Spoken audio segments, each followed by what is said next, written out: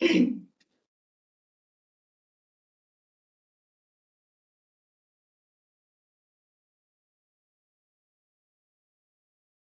morning, Chairperson, members, Garrett, Volendroff, staff, and guests. The lobbies are open. Recording has begun.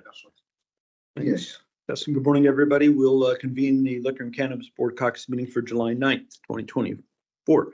Our first item on the busy agenda today is a review of the Healthy Youth Survey.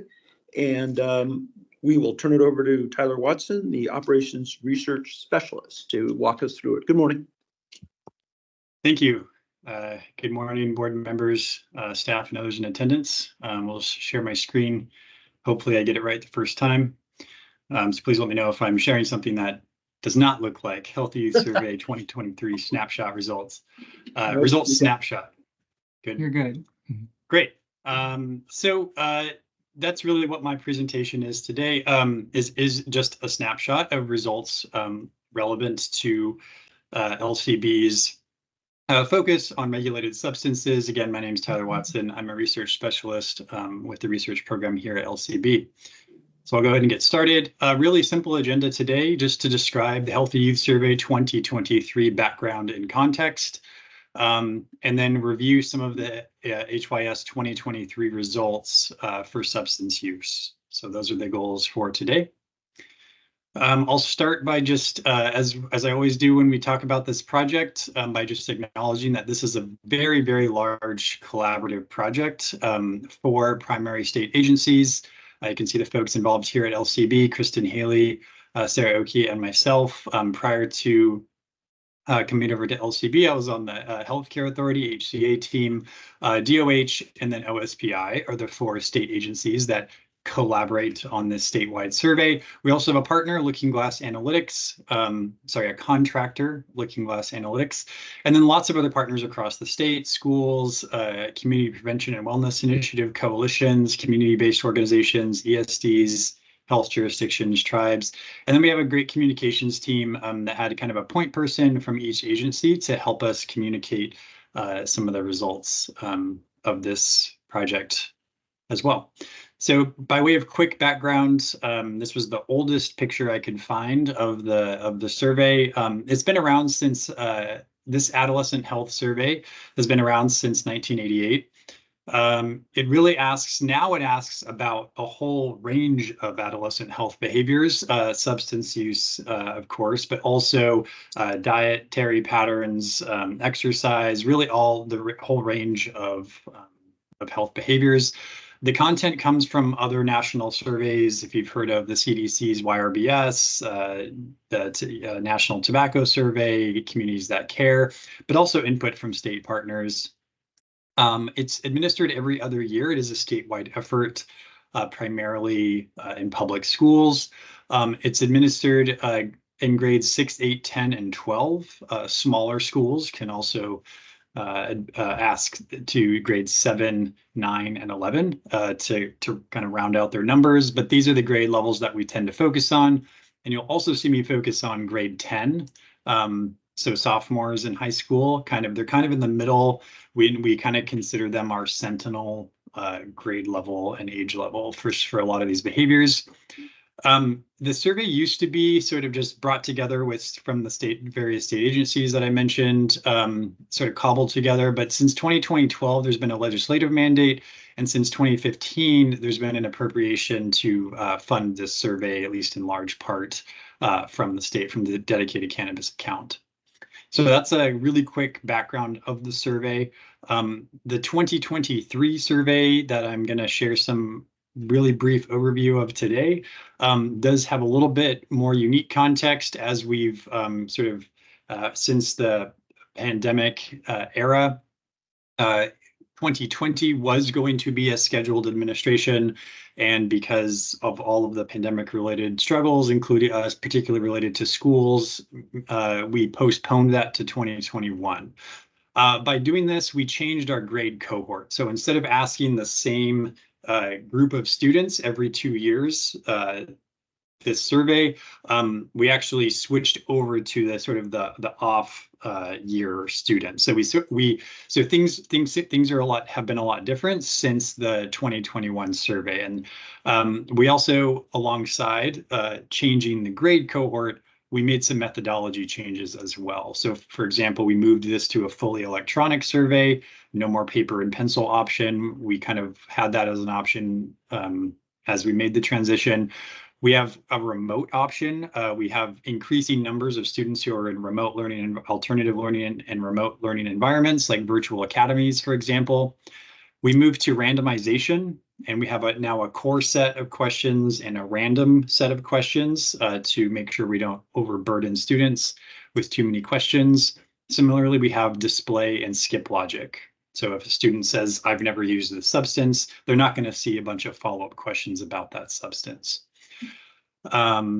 So because of all these changes, we have a kind of a disclaimer statement throughout our materials that something like this, trend data from before and during/after the pandemic, should be interpreted with caution, because we know there was a lot of changes that occurred from our 2018 survey, and then what was going to be our 2020 survey, which is now 2021, and more recently 2023. So that's my disclaimer slide there. Where are we at with the project? Here in 24, we've been doing a lot of results sharing in the springtime. We're kind of wrapping that up and have pretty much all of our products that are going to be produced or have now been posted to the website. We've also been doing a survey revision process that will kind of go through the rest of the summer as we revise, update questions for the next survey cycle. This fall, we'll do student focus groups, hear from adolescents who take the survey directly, and then finalize the survey. Next year, we will move into recruitment and registration, and then next fall will be the next administration of 2025 survey. So we're very much in the survey revision process of the cycle right now. Looking at participation, we have pretty good participation. I know there's a lot of numbers on this chart, but we have over 200,000 students that participate, and you can see it was all the way up to over 2/3 of public school students. It has dropped a little bit as enrollment has gone up, so the percentage has gone down. So we have pretty good participation. This allows us to have a representative sample of students and say this really does a good job representing the responses from students across the state. You can see it was almost up to 1,000 schools. It's since dropped to closer to 900. Mostly public schools. We have a few private and charter schools, as well as we're glad to see a few tribal schools participating as well. And you can see districts, counties, and ESDs as well. So every county is represented across the state.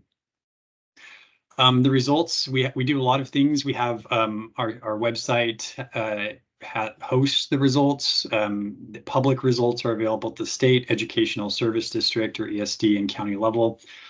We don't publicly post school district and school level results. Those are instead sent directly to schools. So this is a free survey.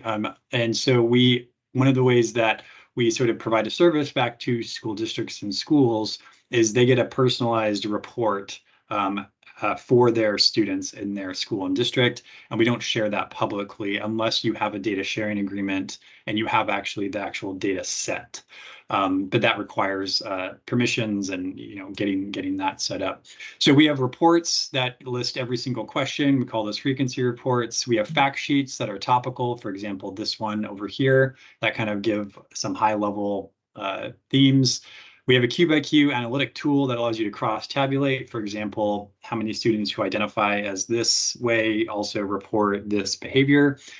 So a little bit of your own analysis. We have other reports that we generate about biases and detailed analyses. And as of this cycle, we have a data dashboard that allows a lot of this to be viewed sort of just in a dashboard on the website. So those are the results that are available. So with that, I'll get into some of the results. I know I don't have a ton of time. This is how we messaged the survey in our press release. We actually saw some good news. We've seen some good news coming out of the height of the pandemic. So what we landed on is signs of hope and resiliency among Washington students. We saw a lot of improvement in a lot of different indicators, certainly not all indicators, certainly not all groups, but we did see a lot of positive things. So here's just a couple of headlines for how this was captured in the media: improved mental health, improved health behaviors, best we've seen in 20 years, and signs of hope for young people. But I'm going to focus today on substance use for just the next few minutes that I have. And really the big takeaway is that substance use remains 50% or more below what we saw pre-pandemic, which for us kind of means the 2018 survey cycle. So that's the context for these results. Past 30-day substance use, which we consider current use of substances for alcohol, marijuana, vaping, and cigarettes, all basically stayed the same. We didn't see significant change from 2021 to 2023. This looks, for several of these, it looks like we're a little bit lower than national results. And one of the things that we also track is perception of harm. Do you think that it's harmful for someone to regularly use this substance, for example? And that seems to be moving in the right direction for marijuana and vaping. And I use the term marijuana intentionally because when we do student focus groups, we haven't yet heard from students that we actually use the term cannabis now. That might change for 2025, but you'll see all of our results and materials still use the word marijuana, acknowledging that that's not the term that we typically use now. So I thought I'd just go through the three main substances that we track and also regulate in the state. And again, I'm going to use grade 10 for a lot of these results. It's kind of in the middle. It gives us a good sort of like, this is kind of the middle ground here. About 9% of 10th graders said they currently use alcohol. 8% said they currently use marijuana. 8% said they currently vape. 3% said they use smokeless tobacco, and 2% said they use cigarettes. So I'm gonna just briefly walk through in the next couple minutes these top three. So you can see, so starting with alcohol, current use, use increases by grade, right? By age level, we see this sort of age-associated increase in substance use. This is pretty typical across substances. In this case, about a doubling every 2 years, every 2 grade levels, up to 12th grade. But again, about 9% of 10th graders using alcohol. If you go to the data dashboard, you can really start to see trends. And what we tried to really do is identify, look, the pandemic happened, all of those caveats I gave a few slides ago. And then we had this big drop, and you'll see this across most of the substances to 2023, about 9%. So again, I'm using grade 10 here, but you can see this trend over time going back to 2010. So over a decade of data, a decreasing trend in alcohol use, and then a big drop after pandemic. Easy access, so students answering, it would be sort of easy or very easy for me to get alcohol if I wanted to, has also declined over time. And it was about the y-axis will changes, but about 40% of 10th graders said it was easy or very easy to get alcohol in 2023. By type, what type of alcohol do you usually drink? Most students who report consuming alcohol report consuming it in the form of liquor, followed by flavored malt beverages, beer. I don't have a usual type, wine, or unsure. I know I only have a couple minutes left. Current alcohol sources. We asked students, if you've consumed the substance, where do you get it? Most students across substances get it from friends or in a social context, like at a party. Then from home with permission, from home without permission, from someone older not related to me, some other way, gave money to someone, stole it from a store, from an older sibling, someone sold it to me, or bought it from a store. So we actually see that the store-based sourcing of alcohol is pretty low when students are given options. Again, this is all self-reported data, though. Moving over to marijuana, you can see using marijuana at least once in the past month, increases up to 16% for 12th grade, about 8% for 10th graders. Not as much of a decline over time as we saw for alcohol, but we did see, again, a big drop once we switched grade cohorts during the pandemic, or after the pandemic, to currently about 8% of 10th graders saying they currently use marijuana. The most popular form of using marijuana is vaping now, followed by smoking, eating, dabbing, and drinking, and then some other way. And then as a prompt from board member Vollendorf, I also kind of charted this so you can just see how popular vaping became with this orange line over time, and then most recently in 2023, overtaking smoking as the most popular use type. Easy access has also decreased over time, so this is a good thing. We want there to not be very easy access. Over time, that big drop since pandemic, and about 31% of 10th graders saying it's easy, sort of easy or very easy to get marijuana. When we ask where did you get it, again, mostly from friends. Other way, someone sold it to me, gave money to someone, from someone older not related, from home without permission, with permission, older sibling, had a party and bought it from a store. So again, similar trend in sourcing. Oh, and then stole it from the store, sorry. And then the last substance I'll just give a snapshot of today is vaping. Current 30-day vaping, again, about 8% for 10th graders, going up to a high of 14% for 12th graders that report currently vaping in the last month. This is a lot more mixed since vaping is relative to other substances, a relatively new phenomenon. We saw kind of spikes in the 2010s, hit a high of 21-ish% for 10th graders in 2018 before dropping with that pandemic drop we've seen in other substances to now it's about 8% of 10th graders report currently vaping. What are students reporting vaping? Mostly nicotine products, but if you've given a select all that apply, also THC containing products, cannabis products, 14% say they don't know. And then a much smaller proportion, about 5%, say they vape flavor only. Where adolescents reporting getting to this question, because we have so many questions for so many substances, this one actually combined tobacco and vape products. But nevertheless, most students say who vape say they borrowed from someone else, they got it some other way, they gave money to someone else to buy it for them. A person of legal age gave them the vaping or tobacco products. They took them from a store or family member. They bought them from a store, got them from the internet, or bought them from a vending machine. So in terms of sourcing for vape products. I think it's always important to mention that this is not the same across groups of students. So it's unequal across student demographics. Sexually or gender diverse students are 2 times more likely to report vaping. Students from a migratory working family also 2 times more likely to report vaping. Having students identifying as having 1 or more disabilities, 3 times more likely to report vaping. These disparities are similar across the different substances, and I can say that they are also vastly greater differences when you look at other topics like mental health in particular. We see even greater disparities across student demographic groups. The one exception, as I wrap up here, again, all substances much lower than they were pre-pandemic.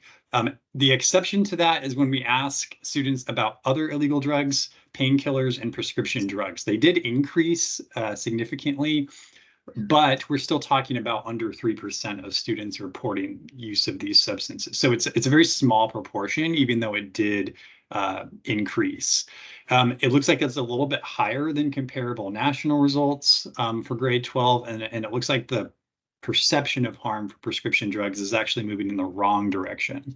So I thought I would mention that there's sort of an exception, even though they're very, very low to those other substances. And finally, we asked about a few new substances in 2023, mostly at the request of LCB to add new questions of what are students reporting? Are they using these other marijuana products like the other Delta products, 2%. This is a grade 10 again, psilocybin, 1.3%, fentanyl, synthetic products, bath salts, and kratom, all pretty low overall.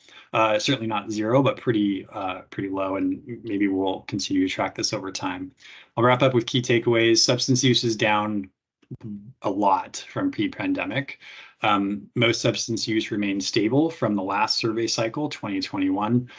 We see a continued trend of decreasing over time with a few exceptions that I noted, and an increase in a perception of harm over time. So we largely see things moving in the right direction with a few exceptions. Easy access also appears to be moving in the right direction. When you ask them where they sourcing these substances, they're mostly saying they get this from peers or people that are older than them, where that's being given to them or giving them money. And we still see large disparities among student demographic groups. When we think about youth, when we think about access, there's very, very different outcomes across some of these demographic groups.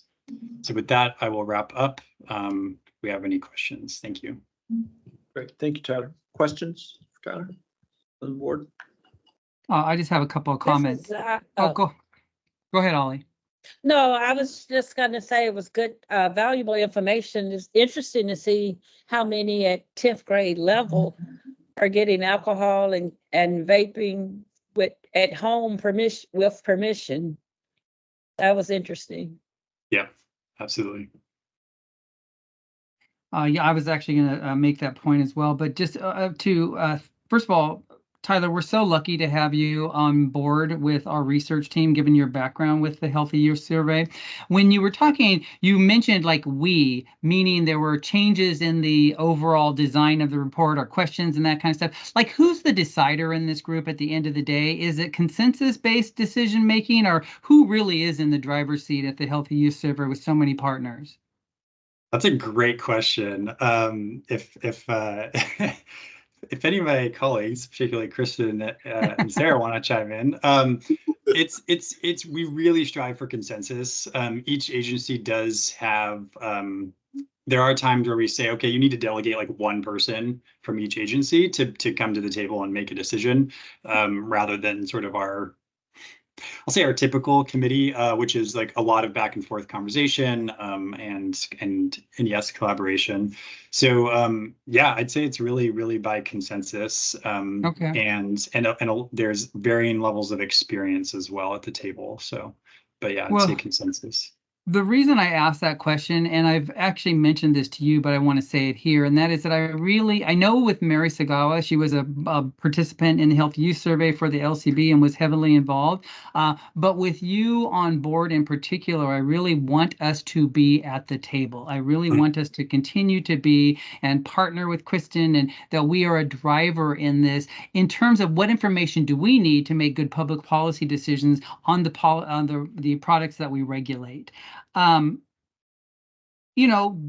A decrease in use over time, an increase in perception of harm, a decrease in access, those all sound like we're doing really good stuff in this state. And hopefully we continue to learn from that and look for ways in which we can use the data from this survey to help make good policy decisions. I wrote down a number of things, but just in the interest of time, I'm going to defer to setting up a time to talk with you separately or your team or Kristen about some of these things. But thank you for your presentation today. Yeah, thank you. Kristen, did you want to add? No, I was just going to clarify for Jim's sake that each agency is designated a leader, and I'm the LCB leader. So if there's ever anything that you need, us to advocate for or lean on, that should come through me. And I'm very grateful to have Tyler and Sarah at the table now. Great, thank you. Are you done, Jim? Any other questions? Okay. Tyler, one of the things that jumped out at me was the high percentage of kids who were getting their cannabis through vape cartridge. I think you said 70%. Do you know offhand, or can we find out what is that compared to on the adult side of usage? For vaping? Yeah. Like how many cannabis consumers out of our 502 stores are doing vape over anything else? Oh, yeah, I did look at that recently. So vaping has also increased over time as a preference among older than adolescents. So young adults was the other age group I looked at. So up through like mid-20s.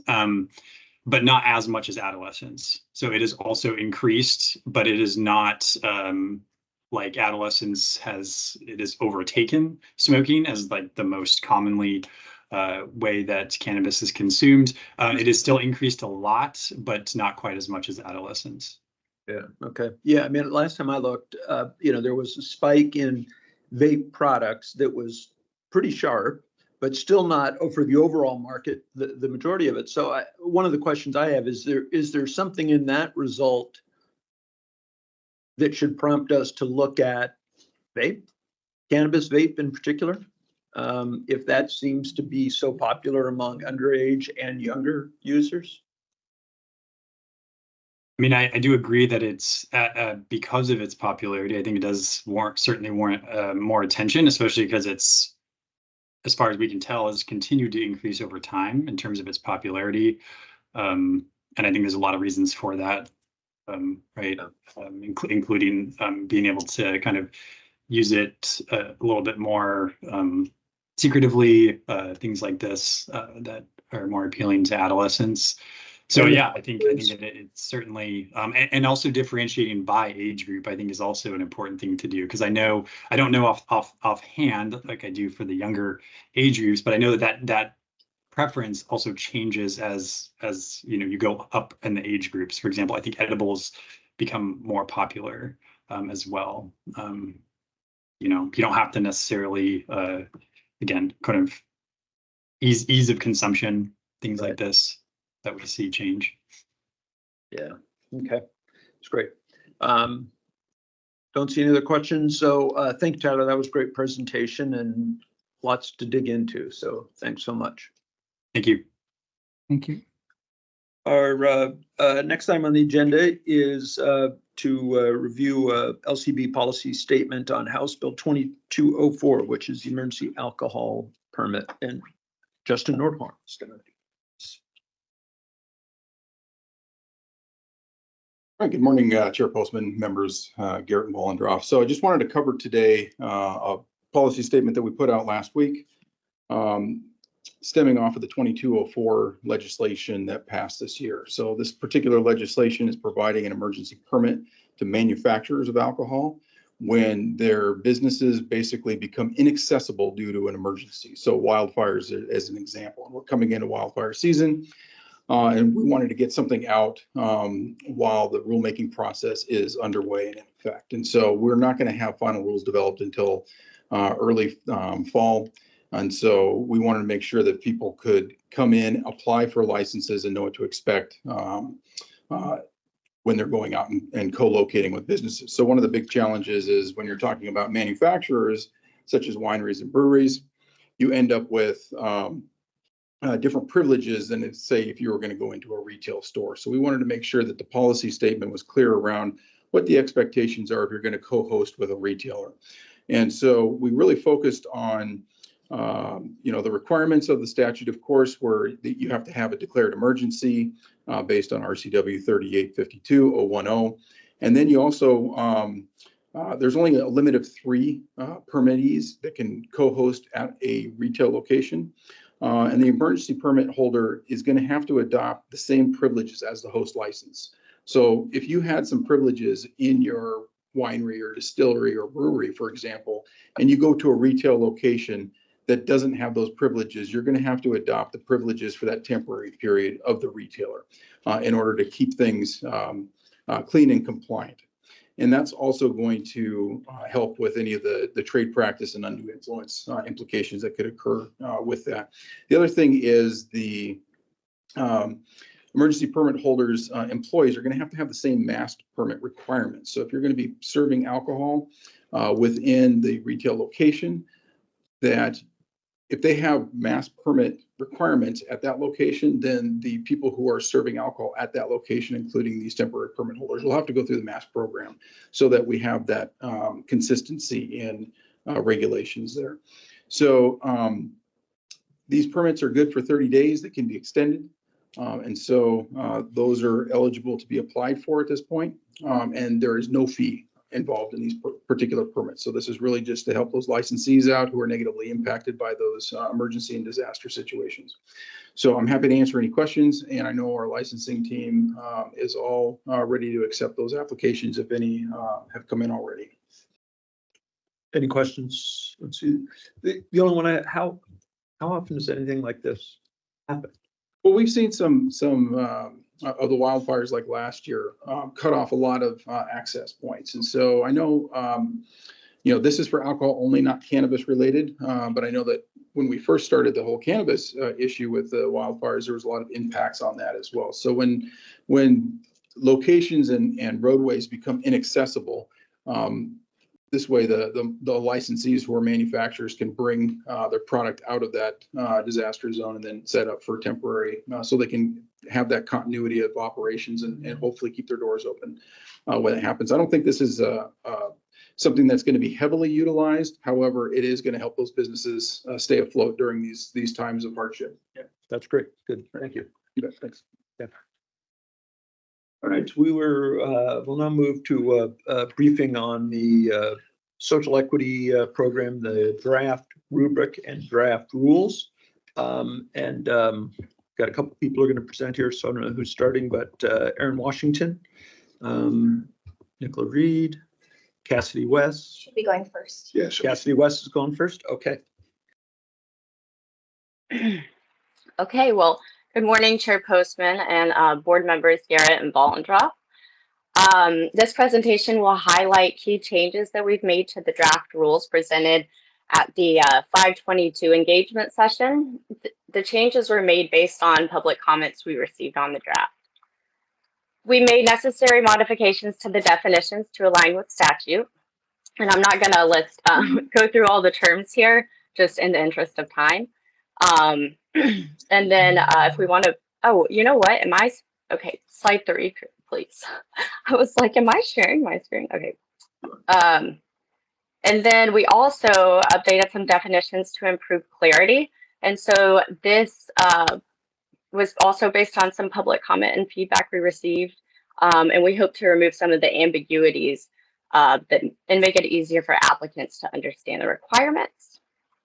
Slide 4, please. Okay, we've introduced some new definitions to address previously undefined terms and updates that we made to the application process to enhance clarity and comprehensiveness. And these additions are also intended to help ensure fairness in the process. Slide 5, please. So to reduce barriers to entry and in response to public input, we've expanded the list of acceptable documents demonstrating eligibility criteria and qualifications. For example, affidavits can now be used to prove cannabis convictions if other documentation is not available. This change will allow more applicants to qualify for the program. And of course, there's more to all of this and details and caveats, so folks will have to look at the draft rules for that.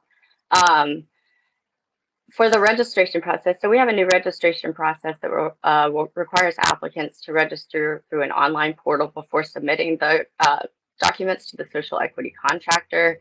This update replaces the initial application requirements and aims to reduce barriers to entry and make the program more accessible. Slide 7, please. The registration window will be open. Oh, slide 8, I apologize.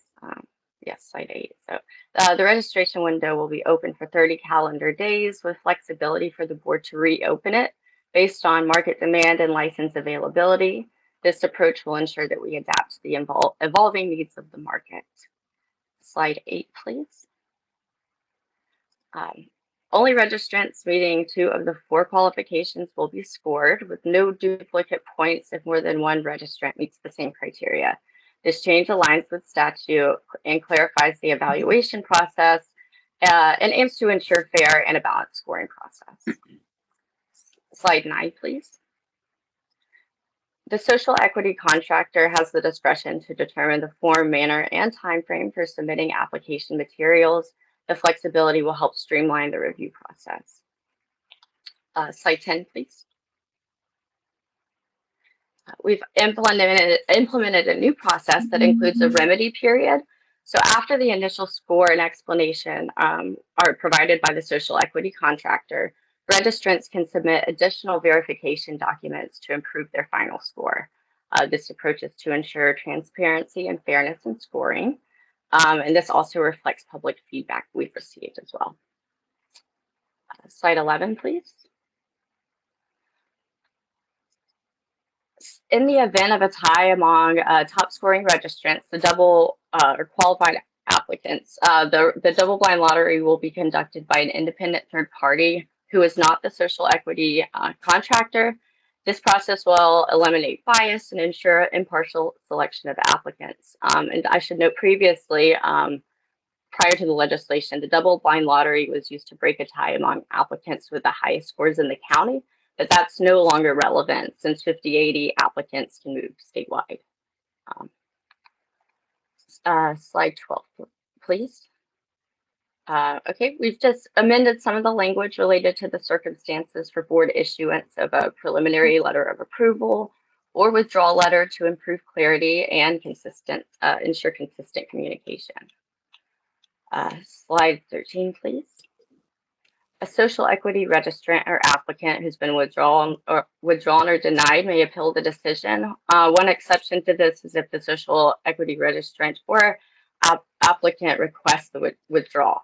Registrants and applicants must request an appeal no later than 20 days after being notified of the withdrawal or denial. Slide 14. Okay, to allow more flexibility in financing, if you could go back to slide 14, I apologize. Dustin, can you go back one slide? To allow for more flexibility in financing, social equity applicants can modify up to 49% of the business interest specified in their reviewed and scored application. These changes must be submitted to the board before applying for the social equity license. And the adjustments are intended to support business viability as well as address some financial challenges. Slide 15. So with regards to the county threshold determination that we're mandated to conduct under 50/80, we'll determine the thresholds for the number of licenses that may be in each county, considering adequate access to cannabis products and discourage illegal purchases. The threshold determination will be made every 3 years, beginning July 2029, and thresholds will be posted online and made available to the public. Next slide, please. Okay, so 90 days after 50/80 applicants, 50/80 social, the social equity license application window closes in 2025. HB 2870 applicants who are unable to secure a location by that time in the county where their license is allocated may have the flexibility to move anywhere in the state. And this provision ensures flexibility and addresses the concerns related to geographic limitations that, and we've received a lot of comments and petitions on that topic. Slide 17, please. So for title certificate holders, they can reinstate and relocate their license within the allocated county. However, if title certificate holders wish to relocate outside of the county, this requires a new application and qualification as a social equity program applicant. Scoring is not required, just qualification. Okay, and slide 18, we're almost finished here. Localities can limit retail outlet density through ordinances. The ordinances have to be in place before the board receives the application for the license location. And this is just aligning with statute, just aligns with statute. Okay, and slide 19. This is also based on a statutory change under 50/80. So cannabis licensees who are not social equity applicants or licensees can submit a social equity plan for a one-time reimbursement of the licensing fee on one license. And per statute, submitting a social equity plan is no longer required to qualify for the program. And then next slide, I'll briefly touch on the rulemaking timeline and then pass it over. Okay, so on July 11th, we're going to disseminate a survey to gather feedback on the draft rules with all of these changes. And so the survey and the rules will go out via Gov Delivery and will also be posted online. So the survey will close on July 18th. And then we plan to file the CR 102 on July 31st. The information and responses that we receive in the survey will inform the next revisions of the rules for that draft that will be presented on the 31st with the 102 filing. Assuming that the board approves the proposed draft rules, we will have the public hearing on September 11th. And then if a supplemental 102 is not necessary, then on September 25th, we will file the 103. That means rules will be effective October 26th. That's all I have. I will go ahead and pass it on to the team and take questions at the end, if that's all right with everybody. Okay. Yep.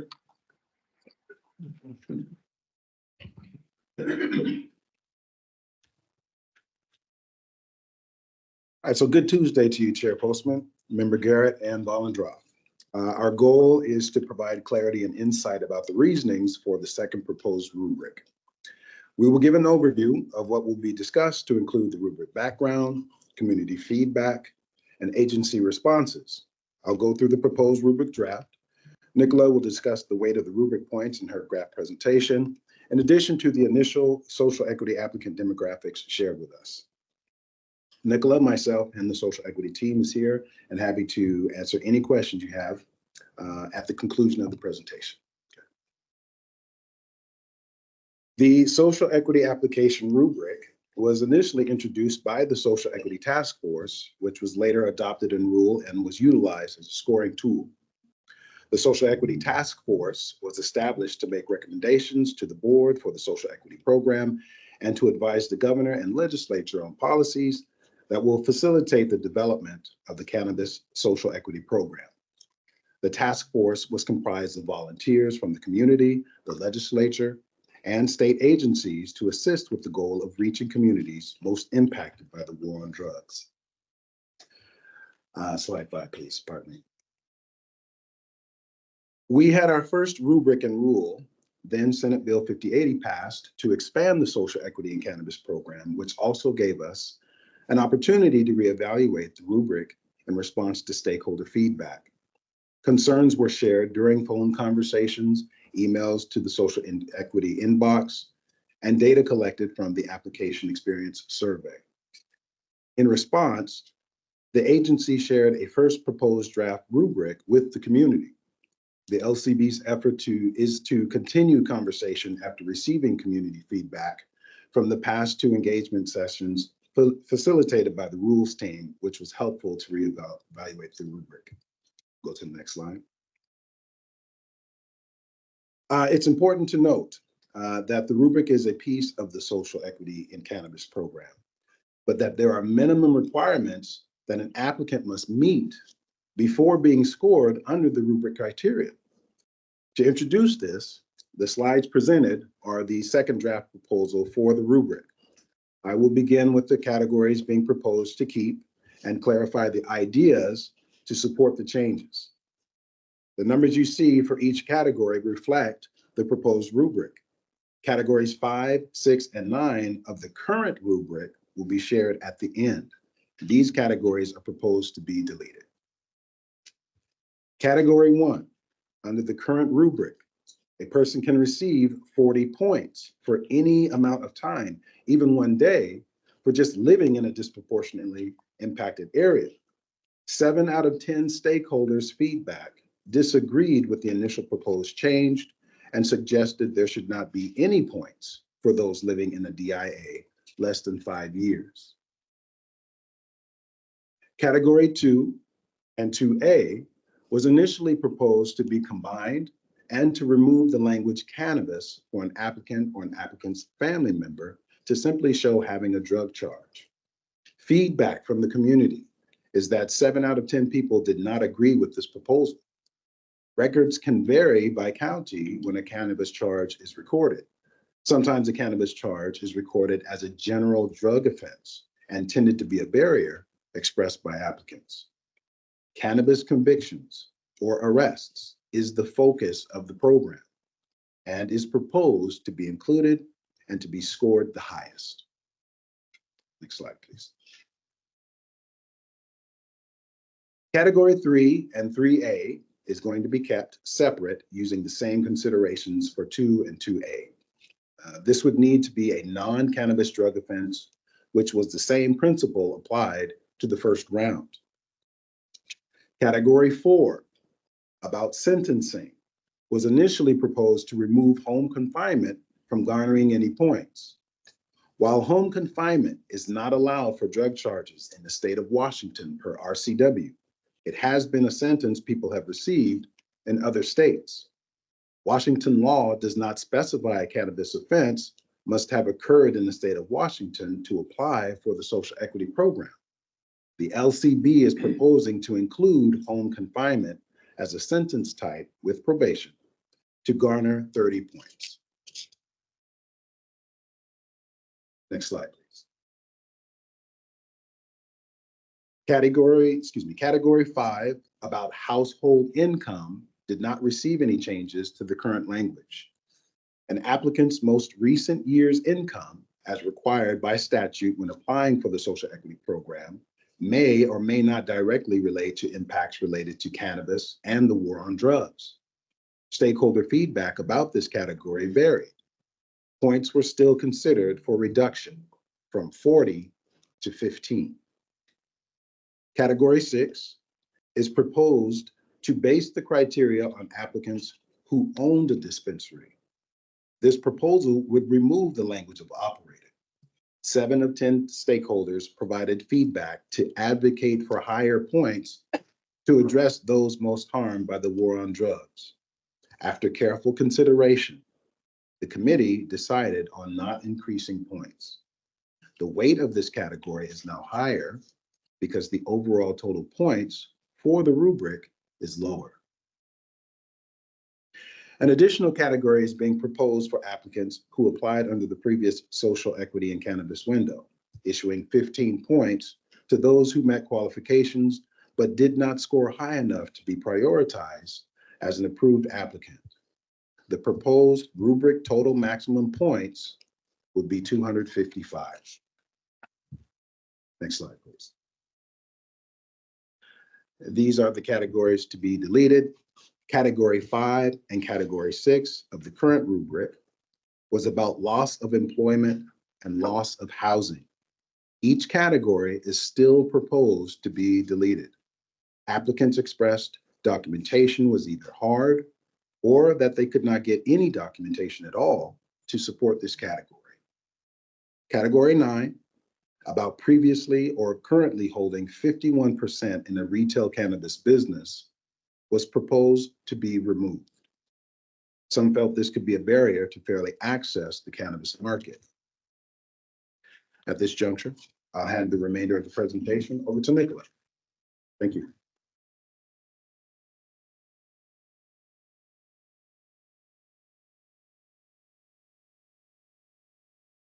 Good morning, Chair Postman, Board Member Garrett, and Bollendroff.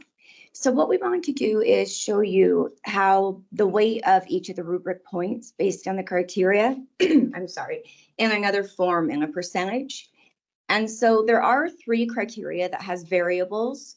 So you could score the highest or the lowest, and that would be how long you've lived in a disproportionately impacted area, the sentencing for a cannabis conviction, and see here. Sorry, I'm lost my place here. The cannabis sentence, and if you were convicted of a cannabis conviction, my apologies. So on this chart up here, this is based on if of the 3 criteria where you could have a variable, if the applicant were to score the highest in those. So for the disproportionately impacted area, the applicant would be 11 plus years and receive the 40 points. The applicant would have had a sentence of serving time in jail or prison. And again, the living in the disproportionately impacted area and the cannabis conviction. The weight of the criteria showed is in percentage and not the point value. And so we do feel that the 3 weighted criteria at the highest do really stand and align with the intent of the legislation for the social equity and cannabis program. Next slide, Justin. We wanted to give another snapshot, and this would be in the 3 variables if the applicant scored the lowest within that. So for one example of this, for disproportionate impact area, they would have only received 15 points because they would have lived in the DIA for less than 5 years. And so what this does is it actually makes the biggest percentage be the cannabis sentence, which is for time spent in prison or jail, with the second being applicant cannabis conviction, and the third being the amount of time within a disproportionate impact area. Then you have others that are equally balanced, and those would be, I'm sorry here, weight of criteria scored, percentage not value, cannabis sentence, DIA 11 plus years, cannabis conviction. And then the others would have 5 different criteria at 11%. Again, though, putting emphasis on cannabis conviction, time served in jail or prison for a cannabis conviction, and time spent in a disproportionate impact area.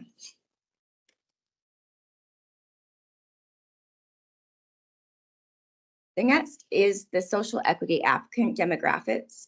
So the third-party reviewer, after an applicant completed their application and clicked submit, they were brought into another screen, so they weren't identified, and were given the option to complete a survey. It was completely optional, and it was not attached to who the applicant was.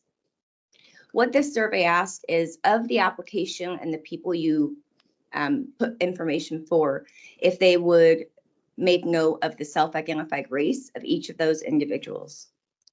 So the pie chart that you see up there is in percentages. There was a total of 641 individuals that had their self-identified race listed. And so of this, you will see that 47% identified as Black or African American. And you will see the other numbers up there also. Next slide. So this concludes, and I really apologize about what is going on with my throat today. One thing I did want to clarify while Aaron was up here, while the task force did give recommendations on the rubric, there were some modifications and changes before it went into rules. So I just wanted to re-clarify that. And then just really hone in on the importance that this is a proposed second draft. Of course, the survey will be going out to give the community time to give more feedback. And from there, if you have any questions, the social equity team and myself would be happy to answer. Thank you. Questions on either the rules side or the rubric? Member Garrett? I don't have any questions. I just want to say the team, you guys worked really hard, a lot of hours on this and weighing in and taking all of the recommendations into consideration. So I wanted to thank you all for the great job spent on getting this ready to present to us and to have looked at all of the feedback and public comments to come up with what we came up with. It was interesting if you noticed that in a lot of the areas, we only had like 12 people to respond or 5 people to respond. But I'm hoping when we send out the survey now with the evaluation of what you just presented, we will have more participation. But I just want to thank you all for the thorough, great job you did here. Thank you, Ollie. Very appreciate it. I'm going to have to collect my questions and I'll follow up with you later, but can you go over or Cassidy just again on the feedback loop now? What is the timing? What are the different avenues people have? Okay. And I agree with you, really important to keep stressing this is a draft, just like the first one was a draft. Yes. No decisions have been made on any of this, and we really, really want to hear from people about the specifics that you all have laid out here. So what are those opportunities for people? I'm going to defer to Cassie, but I do want to add that the social equity team does have a blog drafted that is going to go out that also will outline the time frame for the rules and then suggest ways to give comment, whether showing up to a board meeting or a couple of different email addresses. And then Cassidy, do you want to share the timeline again, please? Sure, thanks, Nicola. So we will be disseminating the survey, as I mentioned, on Thursday. And through that survey, we'll just be asking very pointed questions on the draft rules. But all that to say, people are welcome to submit written comments to our rules inbox or to the social equity inbox. We are coordinating on all of that. Oh, thanks, Dustin. And then once that survey closes, we won't take any more feedback just because we have a very limited amount of time from the 18th closing date to the 31st to make sure that we are able to incorporate the feedback that we receive either from the survey results or written comments. Is that helpful? Yeah, and then so after that, will we see another draft, or do we basically just go to the 102? We'll just go to the 102. Of course, we will talk to the board before that. We'll have our caucus briefing and everything, but that is the plan. And then, of course, if the board approves it, and we will have another formal public comment period where people can come to a public hearing, of course, and then submit written comments. So there's another opportunity. Yeah. Great. Okay. Yeah, I just think that the most important thing for all of us is to just keep reminding people there's an opportunity to give feedback, and we want to hear it. Member Volendroff? I just wanted to make a quick comment about license mobility, and it's more of a question or something to keep an eye on. I think that we know from experience from tobacco and alcohol regulation that greater access and more concentrated density has an impact on use and harm to individuals and communities. And just want to be thoughtful of that when individuals are having a hard time finding a licensed location and they're moving it to a new location, that we're thinking about where are they moving that and how many retailers do we already have in that particular area. So just want to make sure that somebody's paying attention to that. Yes, thank you. And I think we briefly discussed when we do the license threshold determination, these are some of the factors that we want to consider as well. Thank you, Member Volendroff. In addition to that, this legislation did include a clause that a local jurisdiction could enact an ordinance if the density of cannabis retail stores were seeming to be too much for the community. And so that is something, and if they do that, is something the LCB would have to adhere to. So it is an option out there for local jurisdictions that are maybe facing that issue right now. Okay, great. Thank you. Thank you. Thank you all very much. Thank you. We are, well, we're right on time. If we see, is there anything that board members or executive assistants need to report, or can we move on to our next item? Okay, we'll move on to our next item, which is an executive session for the board. This is a human resources subject matter review. Under RCW 4230-110G, the board will go into executive session to evaluate the qualifications of an applicant for public employment or to review the performance of a public employee. I expect that this will take about 30 minutes. It's the last item on our agenda. We will not come back to do any further business. When we're completed with this, we'll just come back to adjourn. And we will let you know. And so with that, I am going to just put us at ease so we can go into executive session.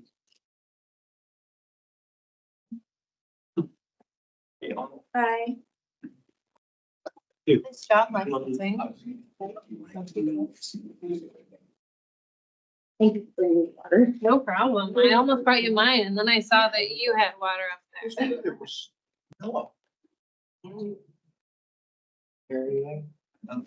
heard a little bit. Yeah. We heard a little bit. Want to make sure you get ready. I don't. I'm gonna wander out to my car. Thank you. You're gonna want me to leave the meeting? Yeah, I'll take everyone out. That's my first one.